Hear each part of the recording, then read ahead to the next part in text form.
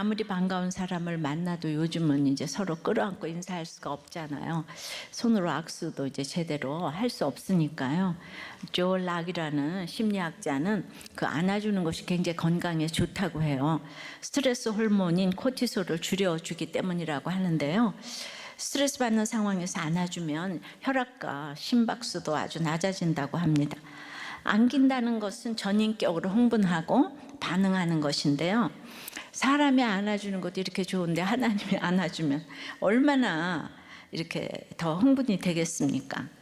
근데 첫사랑의 흥분은 알겠는데, 그래서 단발머리만 나오면 흥분이 된다는 집사님도 계시더라고요. 그런데 보지도 못한 하나님의 안아주심은 안 믿어집니까? 오늘은 10절의 유드고를 안아주심처럼 성령의 안아주심에 대해서 함께 생각을 해보겠습니다. 성령의 안아주심은 첫째로 권면의 말씀으로 위로하십니다. 1, 2절에요. 소요가 그침에 바울은 제자들을 불러 권한 후에 작별하고 떠나 마게도냐로 가니라. 그 지방으로 다녀가며 여러 말로 제자들에게 권하고 헬라에 이르러, 이제 에베소 연극장 소동을 겪으며 에베소 성도들이 얼마나 마음을 졸였겠어요. 온 도시가 교회의 적이 되어서 일으킨 소동이잖아요. 그러니까 정말 제가 성경을 보니까 군중이 정말 무서운 것 같아요. 하나님께서 서기장을 쓰셔서 성령의 진정을 주셨지만 심리적으로 트라우마가 되었을 것 같아요. 도니조와 성령의 세력을 여전히 대적하는 데메드리오 세력이 나에게도 모두에게도 그대로 남아 있었을 거예요.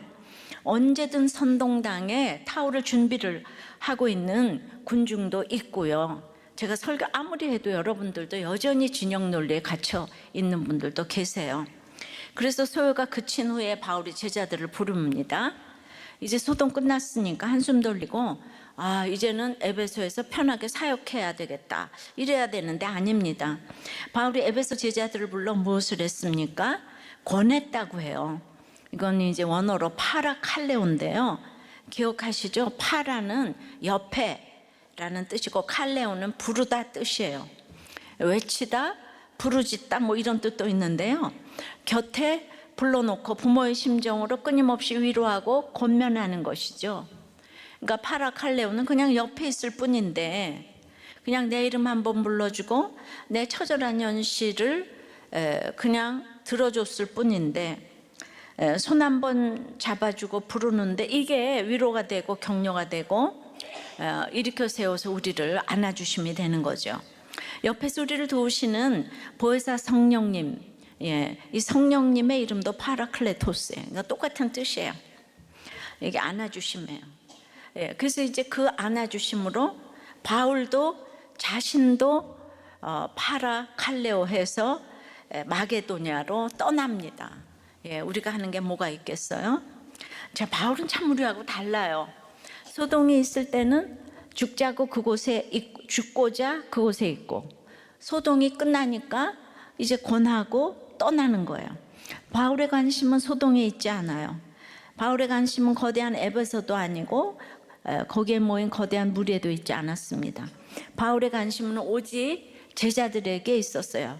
제자란 그 뜻이 자발적으로 묶여있는 사람을 말합니다. 나를 위해 살지 않고 나를 부른 그를 위해 사는 사람, 나를 부르신 이의 뜻에 자발적으로 묶여있는 사람이 제자입니다. 바울도 예수님도 무리에 집중하지 않고 소수에 집중을 합니다.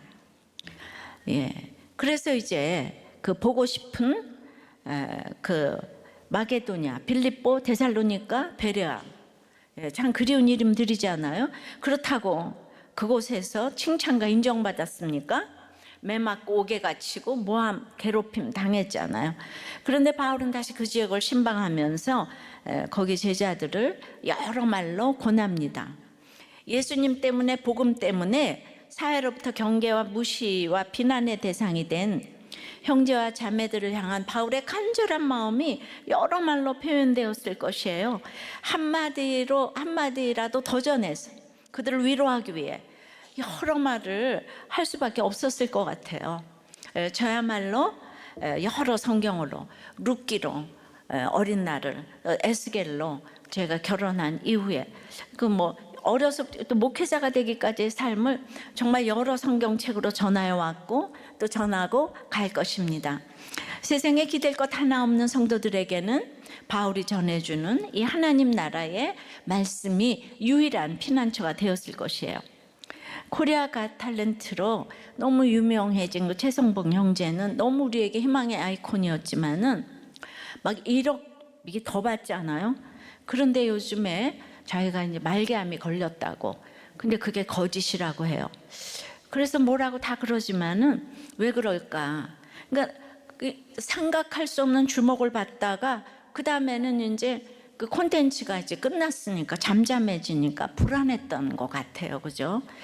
5살부터 공중화장실에서 먹고 자고 매 맞고 그에게 얼마나 트라우마가 많았겠습니까?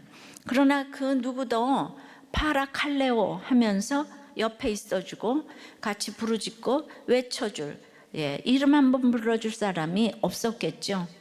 고아든 아니든 여기 에베소 아시아든 마게도냐든 성도의 삶은 말씀 없이는 살 수 없는 상황이었습니다. 하지만 주님은 성도를 고아처럼 내어버려 두지 않으세요. 이 파라칼레오 하며 권면의 말씀으로 옆에 계시는 거예요. 보혜사 성령님이 왜 소동이 오는지, 왜 분란이 일어나는지, 왜 이런 일을 당해야 하는지 말씀으로 해석해야 통과할 수가 있는 거예요. 오늘 하루하루 말씀에 순종하여 살아내는 것이 이 파라칼레오하고 옆에서 도와주시는 이 성령님의 도움을 받을 수 있는 것이고, 이것이 성령의 안아주심이에요.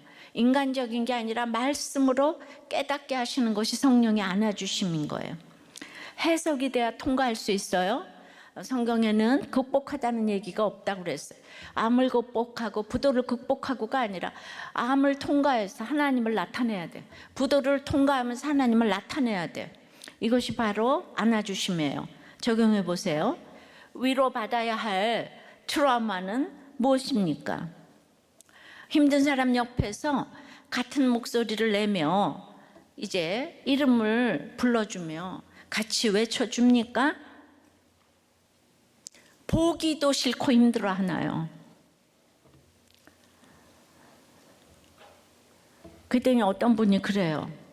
나의 트라우마는 툭 치면 나오는 그 남편의 여자에 대한 친절이 트라우마라고. 그런 아내가 있는데 그랬는데 우리도 교회 와서 해석이 되기를 남편이 어려서부터 이렇게 여자 형제하고 늘 잘하고 그래서 그게 습관이 돼서 그렇게 나오는 거구나. 이렇게 해석이 되니까 통과를 할 수가 있습니다. 자, 성령이 안아주시면 두 번째는 함께 가는 우리 공동체 그 자체입니다.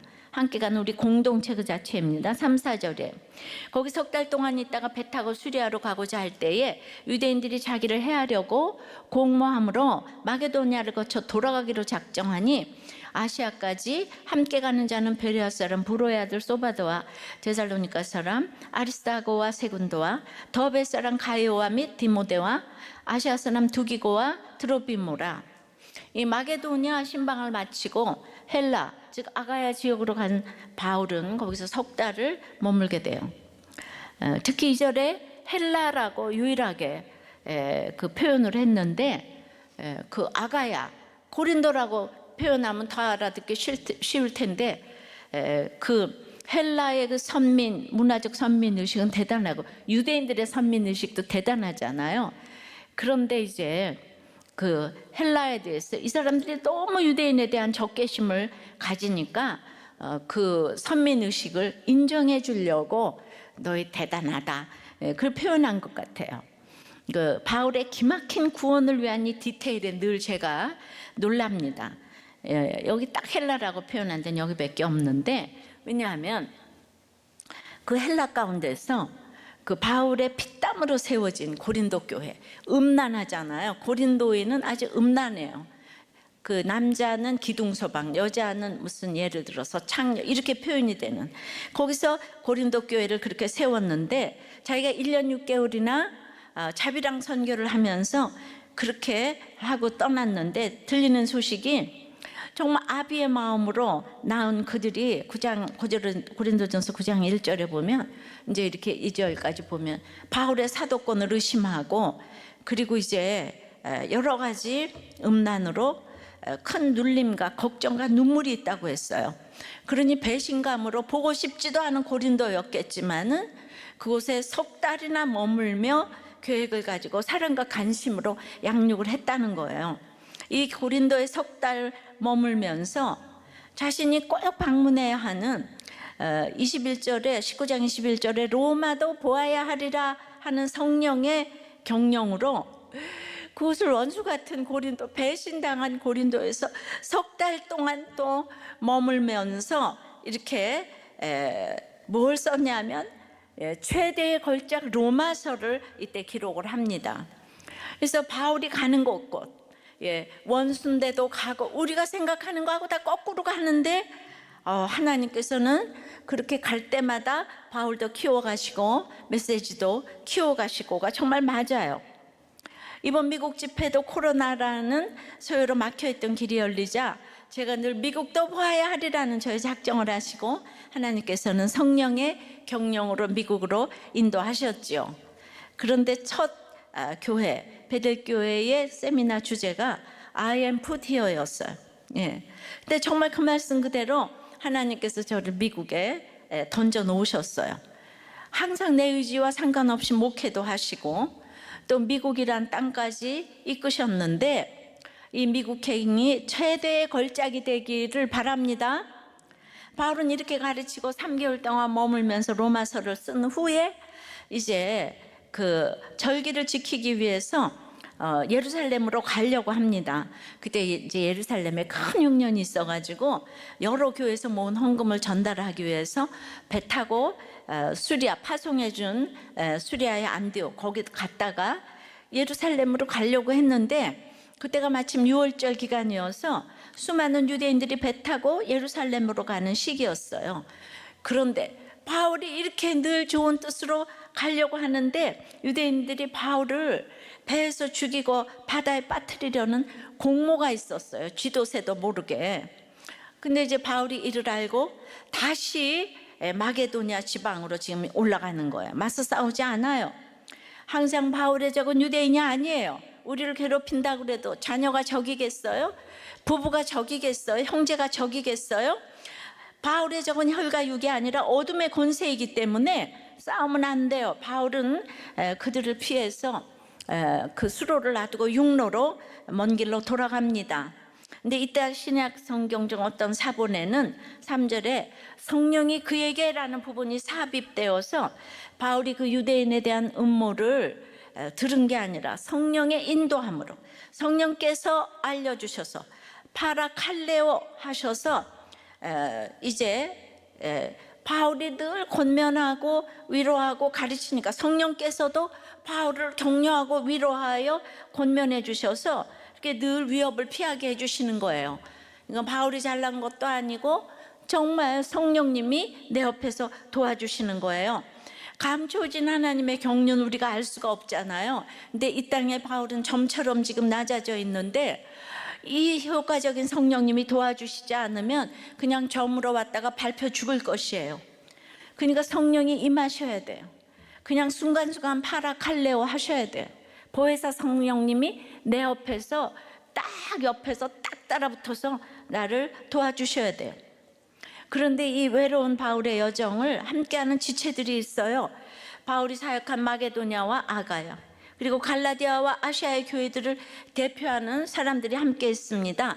베레아 교회의 소바더, 데살로니가 교회의 아리스다고와 세군도, 너베의 가이오, 그리고 루스드라 출신이자 바울을 분신처럼 수행한 디모데, 에베소를 중심으로 한 아시아인 대표인 두기고와 드로비모입니다. 이제 7명인데 이렇게 여러 교회 대표들이 왜 바울과 함께 가고 있을까요? 1차적으로는 경제적 어려움을 당한 예루살렘 교회를 위해 이제 모은 헌금을 바울과 함께 전달하기 위함이었어요. 근데 누가는 뭐 이 일을 구태여 지금 이 상황에서는 중요한 내용이 아니기 때문에 언급하지는 않았습니다. 근데 이들이 바울과 함께 가는 중요한 이유가 바울과 함께 가는 것 자체, 바울의 동행이 되는 것 자체, 바울과 바울의 사역에, 그리고 이 기록을 읽는 독자인 우리에게 너무나 위로가 되기 때문에 여기 이렇게 언급을 했어요. 1차, 2차, 3차 이렇게 바울이 오직 주님을 위해 당시로서는 계획 자체가 쉽지 않은 길고 오랜 여행을 하고 있는데요. 그냥 처음부터 마지막까지 바울을 대적하는 원수가 계속 있는 거예요. 세상을 구원하는 화평의 복음을 전하고 다니는데 정작 바울 자신의 삶은 너무 외롭고 영육 간의 치열한 전쟁의 연속인 거예요. 집에서도 환영받지 못하고 배우자도 없는데 그냥 전쟁이 아니라 늘 살해의 위협을 겪어야만 했어요. 우리도 사실 집에서 요즘에 정말 이 막 칼부림이 일어나는 집도 많고 칼보다 더한 욕설이 난무하고 이러죠. 근데 이제 그런 분들일수록 밖에 나가서 화평의 복음을 또 잘 전하더라고요. 그러니 정말 성령님이 좀 안아주시기를, 등 두드려 주시기를 바랄 수밖에 없는 이 처절한 외로움을 겪었을 것입니다. 근데 바울이 살기 등등해서 그리스도인들을 죽일 때는 혼자였어요. 주변에 지체가 없었어요. 그래서 늘 살기 등등하고 혼자인 사람은 사명이 지금 이제 아직 없다고 봐야 합니다. 다메섹 도상에서 회개한 후에도 오랜 기간 홀로 지냈죠. 혼자 아라비아에서, 그리고 고향 다소에서 그래 지냈지만 이후에 바나바의 권유로 사명의 부름을 받았을 때부터 한 사람씩 지체가 생깁니다. 그러니까 불평불만하는 사람들은 이 정말 지체가 없어요. 옆에 군중은 있지만 지체가 없어요. 그래서 성령께서 바울에게 함께 가는 지체들을 주셔서 안아주십니다. 그것도 한 교회에서만 아니라 지금까지 섬긴 모든 지역에서 그 지역을 대표하는 지체들이 한둘은 꼭 생기는 거예요. 그래서 같은 길을 가게 하세요. 바울아, 네가 지금 외롭고 힘든 거 내가 다 안다. 바라칼레오, 옆에서 이름을 불러주고, 너 혼자 아니야. 내가 너와 함께 한다고 하지 않았니? 그 증거로 너와 함께 가는 지체들을 이렇게 보낸단다. 너 지체들과 끝까지 이 길을 가거라. 성령의 이것이 안아주심이에요. 그럼 이들을 신뢰한 징표는 무엇일까요? 이 여러 사람이 함께 강도의 위협을 무릅쓰고 육로로 긴 여행을 하는 것은 무리였지요. 그래서 이들을 먼저 드로아로 보냅니다. 아시아의 맨 끝 드로아 생각나시죠? 아마 구제 헌금을 가지고 이제 갔을 거예요. 큰 돈을 맡긴 채로 먼저 바다를 건너게 할 정도의 신뢰가 형성된 지체들을 허락함을 볼 수 있어요. 돈 하나에 감정이 틀어지고 사이가 멀어지고 사명에서 멀어지는 것이 비일비재한데 돈 한 푼으로 여기저기 옮기고, 여러분들 그러지 않아요? 근데 바울은 전 마게도냐 지역에서 모은 큰 돈을 자신과 함께하는 자들에게 맡김에도 전혀 의심도 불안도 하지 않습니다.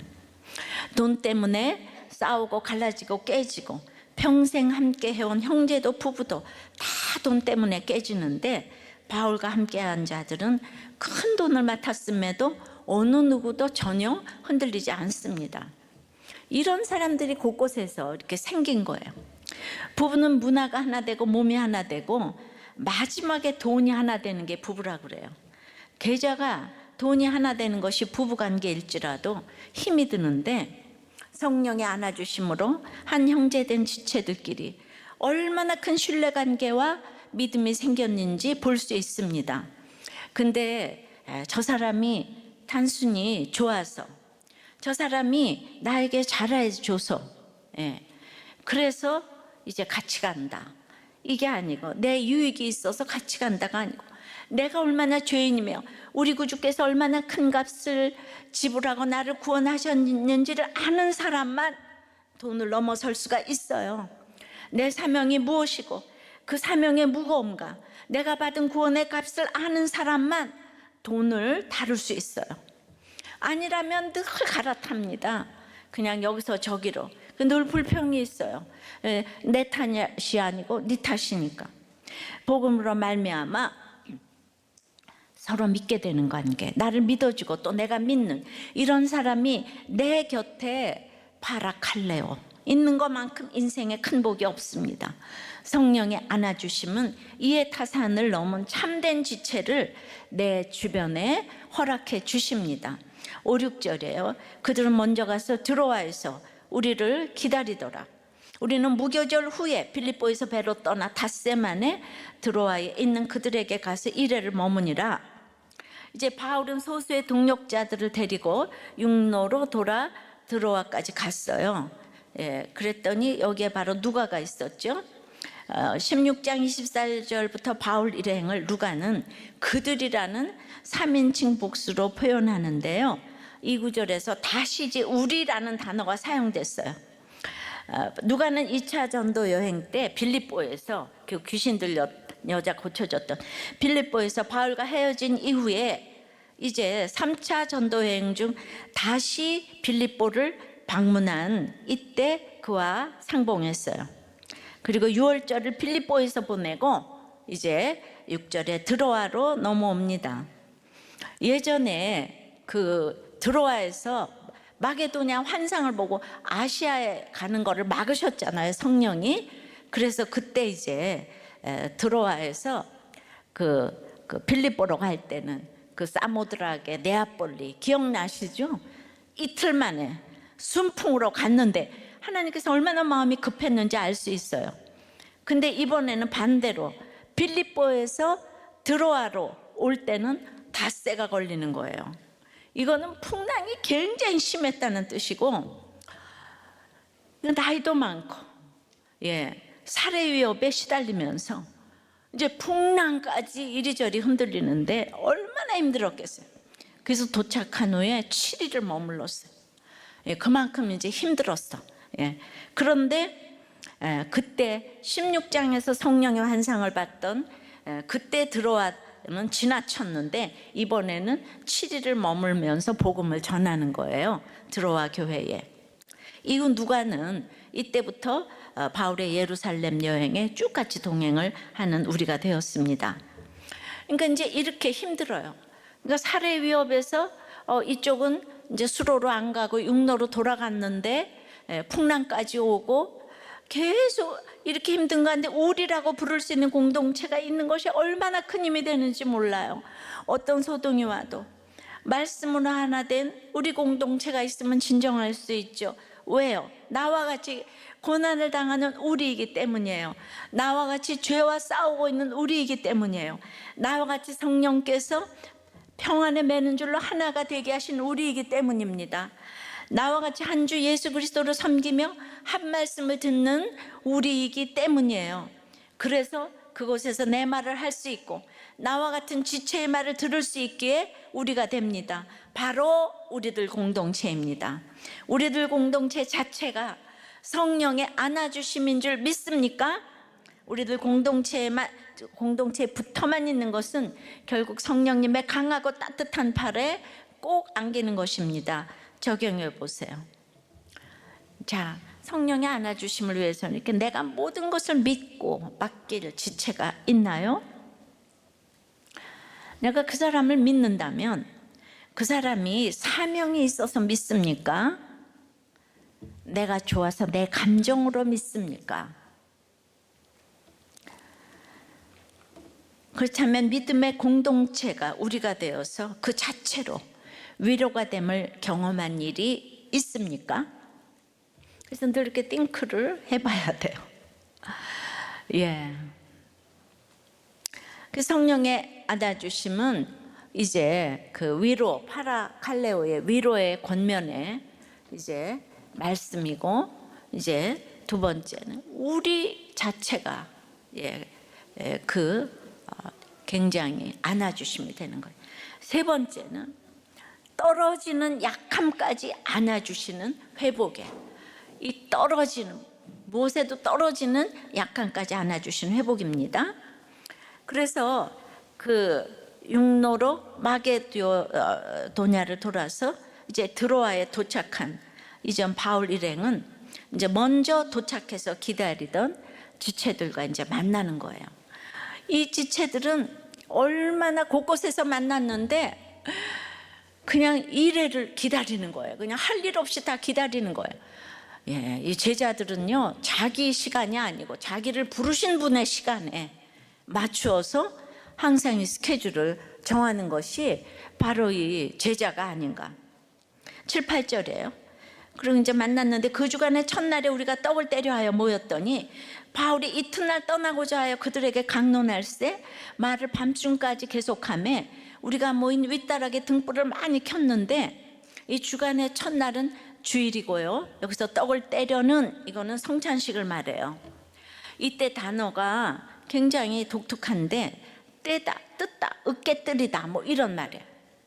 즉 예수께서 생명으로 오셔서 자기 몸을 십자가에 찢어 떼어 깨뜨린 고난받은 사건을 우리는 성찬식으로 묘사해서 주의 성찬을 받는 거예요. 그리스도의 몸을 찢고 으깨뜨린다는 거죠. 우리가 지금 이런 사랑을 받았어요.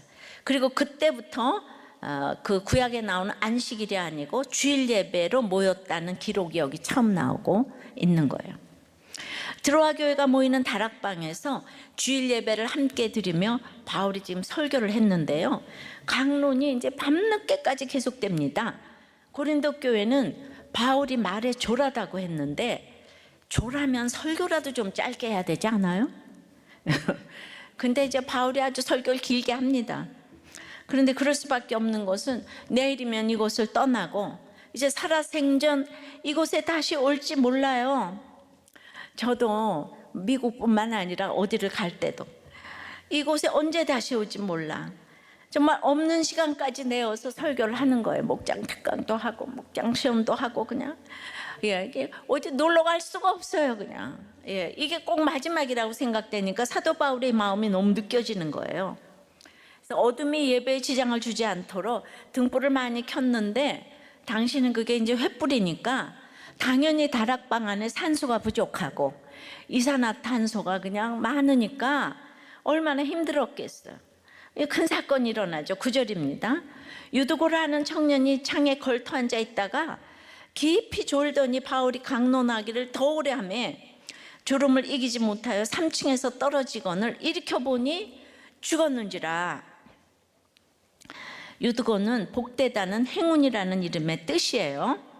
근데 로마 시대에 이렇게 비속으로 조사를 해보니까 그냥 너무나 흔한 이름인 거예요. 그냥 뭐 9번째로 흔한 이름이었다고 하는데 그래서 그 이름의 대부분은 일꾼이고 노예의 이름으로 유두고가 많았다고 하는 거예요. 그러니까 이 드로아 성도 중에는 노예와 일꾼들이 압도적으로 많으니까 이제 저녁에 예배를 드렸어요.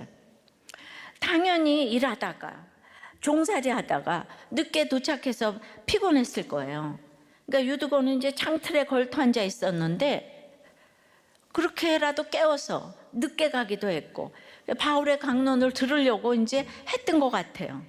근데 밤이 깊어지자 쏟아지는 잠을 도저히 참을 수가 없어서 막 졸아도 깊이 졸았어요. 그래서 이제 3층 건물에서 바닥으로 떨어진 사고로 이어졌습니다. 여러분 예배를 오면서 그렇게 주차장에 있고 문턱에 걸터 앉다가 떨어질 수가 있어요. 운동장에 있다가 그래서 예배는 꼭 앞자리에 앉으셔야 돼요. 우리가 복음을 알지 못했을 때 우리 모두 유두고와 같이 정말 평생을 생활고에 시달리다가 각자의 아픔과 정말 피곤과 고난으로 우리는 떨어져 죽음바 된 인생이었어요. 그래서 예배가 중단된 삶을 살았습니다. 우리 다 핑계대요. 내가 피곤한데 교회 간 게 어디냐? 응? 그래도 내가 창틀에 앉았다. 그래도 내가 주차장에서 예배 드렸다. 그래도 운동장에 왔다. 너무 감사해요. 할렐루야. 운동장에라도 오시고 주차장에라도 오시고 저기 창틀에도 앉아 계시고 오시기만 하면 떨어져도 바울이 살려줄 줄 믿습니다. 온 게 어디 온 게 할렐루야 놀렐루야. 하여튼 오기만 하면 바울이 살려주십니다. 하나님이 살려주세요. 그러니까 바울이 이제 그래서 우리는 그래요. 내가 피곤해서 큐티 못해. 네가 나가서 일해봐. 뭐 이러면서 지금 있잖아요. 그러니까 3층에 있는데 이 밑에 그 더운 기운, 막 그냥 그 저기 열기, 이산화탄소가 이게 다 3층으로 가니까 조는데 더 조는 거죠. 예. 그러니까 이제 뭐 점점 더, 예. 나는 내 환경은 예배를 드릴 수가 없다니까. 우리의 모든 변이에요, 그죠? 우리 오늘 유두교의 변이에요. 다 팔자가 늘어져 가지고 큐티도 하고 교회도 가는 거지. 이게 다. 근데 이 교회는요, 다 노예하고 일꾼들만 왔다니까요. 우리 평생 일하지 않아요? 예, 똑같습니다.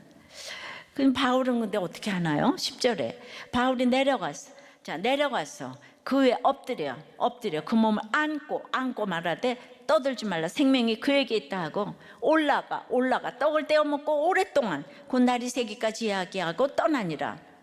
옳고 그름으로 율법적으로 생각하면 유두고가 얼마나 연약합니까? 설교 시간에 졸다가 창밖으로 떨어졌잖아요. 예, 율법적으로 판단만 하니까 어떻게 예배를 와서 저렇게 졸 수가 있어.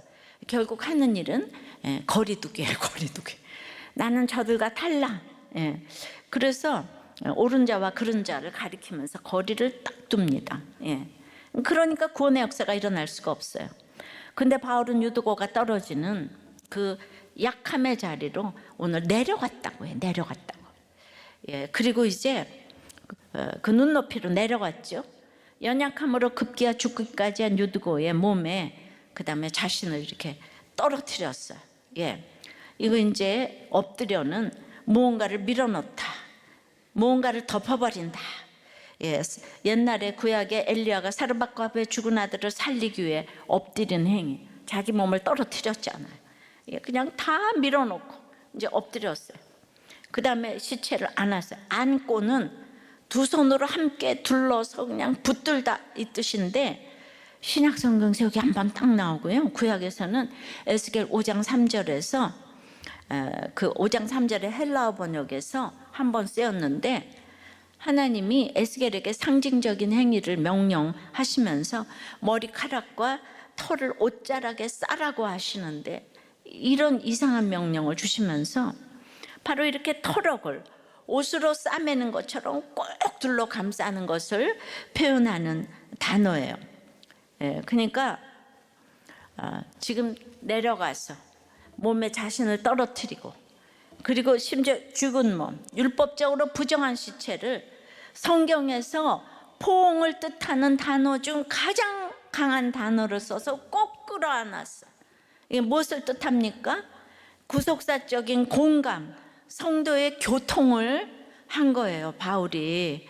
그래서 바울이 떨어져 죽은 그 유두고를 여기서만 그 단어를 썼어요, 누가가.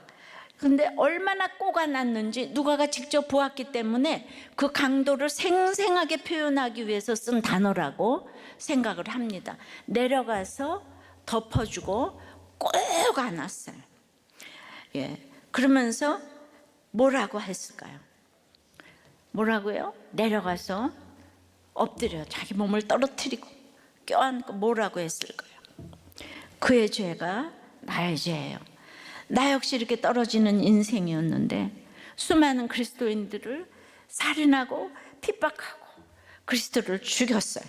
그런데 이렇게 나 역시 이 유두고와 같이 떨어진 인생이었는데 나에게 주신 생명을 이 청년에게도 이 유두고에게도 동일하게 허락해 주세요. 우리 주님께서 바울처럼 이렇게 내려오셨어요. 그 천상에서 드리던 하나님과의 예배, 그 연합을 다 중단하고 벌레만도 못한 우리를 살려주기 위해 내려오셨어요. 이걸 보면서 어쩔 수 없는 고단함과 슬픔과 부조리 속에 나 혼자 떨어져 죽은 줄 알았는데 우리 예수님이 내 옆으로 파라칼레오 하시면서 나보다 더 낮은 종의 신분으로 내려오셨어요. 그리고 죽어있던 내 몸에 정말 생기를 밀어 넣으셨어요. 자신의 몸을 찢어 보혈로 우리를 덮으셨어요. 마땅히 받아야 할 사망이라는 심판으로 떨어져 죽게 되는 그 심판을 우리 예수님께서 대신 받으신 거예요. 그러니까 그 예수님 대신해서 이제 내가 받아야 될 심판을 이제 유두고가 지금 받고 있고, 이 사도 바울이 나같이 죽은 시신을 끌어안고 꼭 끌어안고 말합니다. 떠들지 말라. 우리는 이 떨어지는 사건 앞에서 소란스러워요. 누구 탓이야? 원인이 뭐야? 이가 누구지? 도대체 어떡하지? 이 죽음의 사건에서 다 떠들고 소란스럽습니다. 지난주 성령의 소동에서 크다되며 크다 에베소에 외치던 자들을 어떻게 묘사합니까? 그들이 여기 왜 모였는지, 우리가 누군지, 무엇 때문에 모였는지 알지도 못한 채 크다되며 2시간을 떠들었어요. 이게 똑같은 뜻입니다. 소동했다, 떠들었다, 죽음 앞에 우리는 어떤 대답도 못하고 입 까졌다고 그냥 다 지금 떠들어대고 있어요. 죽은 유두고를 꼭 끌어안은 바울은 두려움과 당황에 빠져서 어찌할 바 알지 못하며 소란스러운 지체들에게 떠들지 말라. 생명이 그에게 있다라고 말합니다. 우리 주님이 우리를 안아주시니 이렇게 내려갔던 인생이 올라갑니다. 올라가서 어디까지 올라갑니까? 중단되었던 예배에, 그 예배의 자리, 아들만 먹을 수 있던 그 떡상의 자리, 주님의 아들과 딸의 자리까지 우리를 올리십니다. 떨어져 죽는 사건도 하나님께 드리는 예배를, 말씀의 강론을 막을 수가 없습니다. 생명을 살린 일은 바울이 한 것이 아니라 하나님이 바울을 통해서 하게 하신 일이기 때문입니다. 가장 거룩하신 예수님께서 가장 더러운 십자가를 자기 십자가로 지고 세상에 하지 못하는 적용을 하셨어요. 이게 진짜 거룩이에요. 우리의 거룩도 결국 구원 때문에 연약한 가족과 지체를 끌어안는 것입니다. 그 연약함과 아픔과 죄악을 내 연약함과 아픔과 죄악으로 안아주는 거예요. 그것이 바로 성령의 안아주심입니다. 그러니까 그 결과 어떻게 됩니까? 12절에 사람들이 살아난 청년을 데리고 가서 적지 않게 위로를 받았더라. 이제 비천한 인생이었던 유두고의 삶이 다른 사람에게 약재료가 되며 다른 사람의 위로가 됩니다. 유두고는 한 것이 아무것도 없어요. 그저 힘들고 지친, 그리고 세상의 권세 앞에 어쩔 수 없이 죽을 수밖에 없더라도 힘든 몸을 이끌고 예배의 자리에 나온 것밖에 없습니다. 그렇습니다. 유두고처럼 다 힘들고 나는 피곤한데, 그런데 내놓을 곳이 없는데 우리도 꽤 목장에 다 들어오면은 그 유두고의 그냥 그 삶이 약재료가 되어서 목장에서 다 은혜를 끼치는 거예요. 그리고 이것이 지금 세계로 흘러가게 생겼어요. 바로 적지 않게 지금 위로를 받는 거잖아요. 유두고의 삶을 보면서.